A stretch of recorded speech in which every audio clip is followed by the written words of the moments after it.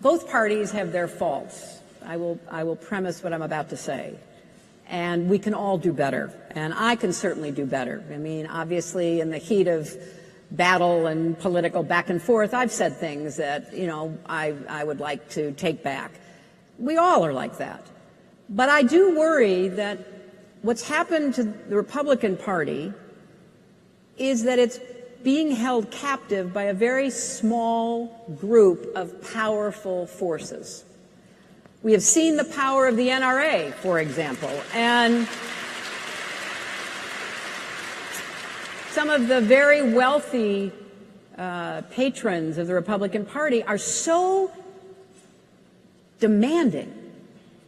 If you deviate from their stated requests, they will fund somebody to run against you in a Republican primary. They will dry up your money. They will make it really difficult. Now, I would still like to see some Republicans stand up and say, go ahead and try it, and defend themselves. But I understand how intense the partisanship is within the Republican Party, so that you worry about somebody on your far right coming in to try to defeat you in the primary, and you end up kind of going along and wondering what you can do in the future. And the only way to remedy that is to make it very clear we are just not going to accept that kind of politics. I was the first person to run for president who had to deal with both Citizens United and the gutting of the Voting Rights Act.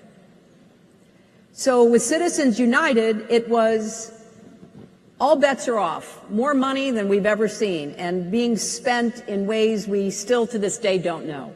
I mean, the NRA spent more money against me than they've ever spent against anybody. And all these other groups were just pumping it out, because with the Citizens United decision, we can't stop it, and we can't even follow it, and we often don't even know after the fact. And then the Voting Rights Act, which was gutted, opened the door to voter suppression like we haven't seen in 50 years. And so people are being turned away from the polls because they don't have the exact right ID, although they bring everything else they possibly can bring. And they're being purged from voting rolls because maybe they haven't voted in a year or two. And now, if things don't look like they'll go your way, you've got a governor in Wisconsin trying to stop elections. So the problems are deep.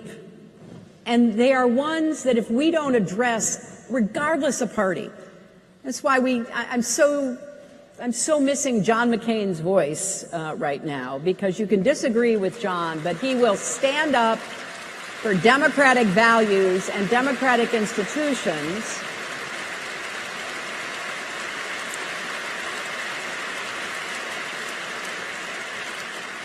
And other Republicans who have spoken out are retiring. They're leaving right here in New Jersey and in Pennsylvania and in states across America. They're leaving because they know they will be shown no understanding by the hard right and the money that funds it.